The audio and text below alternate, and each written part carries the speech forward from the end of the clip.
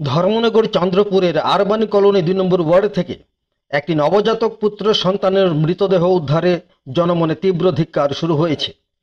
কি করে নবজাতকের দেহ এখানে এলো, শুরু হয়েছে পুলিশি তদন্ত।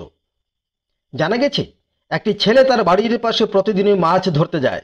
নিত্যদিনের মতো আজকেও অর্থাৎ শুক্রবারে মাছ ধরতে গেলে প্রাথমিকভাবে সেটাকে পুতুল ভাবে, কিন্তু কিছুক্ষণ পর বুঝতে পারে তা এক মানব সন্তান।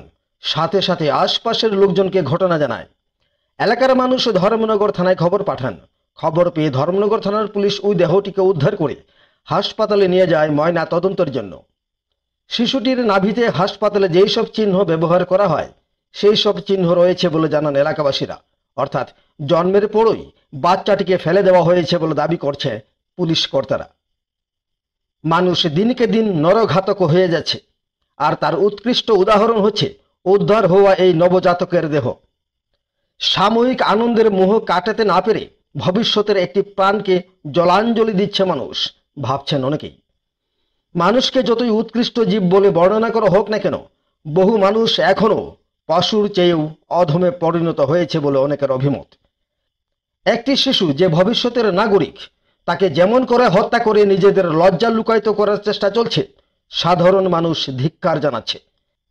একটি সন্তানের জন্য দম্পতিরা কোথায় থেকে কোথায় যাচ্ছে, আর এদিকে একটি বাচ্চাকে অঙ্কুরেই বিনষ্ট করে দেওয়ার প্রয়াস মানব জাতির লজ্জা ছাড়া আর কিছু নয় বলে নানা মহলে গুঞ্জন চলছে। আধা ঘন্টা 40 মিনিট আগে একটা খবর আছে যে একটা শিশু বাচ্চা জলে ভাসতেছে মৃত অবস্থায়। তো খবর পাই আমরা আইলাম, সেটা পাইছি যে ঠিক ওই ঘটনাটা সঠিক, এবং আমরা এটাকে তুলে সেটা ওখানে ওই সুরতাল রিপোর্ট তৈরি করার পর আমরা ময়না তদন্তের জন্য হাসপাতালে নিয়ে যাচ্ছি। আপনাদের মানে কি মনে হচ্ছে এটা কোথা থেকে এসেছে? এটা কেউ হয়তো বাঁচিয়ে দিয়েছে, হসপিটালেই জন্ম এরকম দেখা গেল। নাভের মধ্যে হসপিটালের এটা বান্ধা আছে। এটা কতদিনের বয়স হতে পারে? এটা কতদিন হবে? জন্ম হওয়ার পরেই সঙ্গে সঙ্গে বাঁচিয়ে দেওয়া হয়েছে, 1-2 দিনের মধ্যে। কদমতলা থেকে ভানুচন্দ্রের রিপোর্ট, ত্রিপুরা পাইওনিয়ার।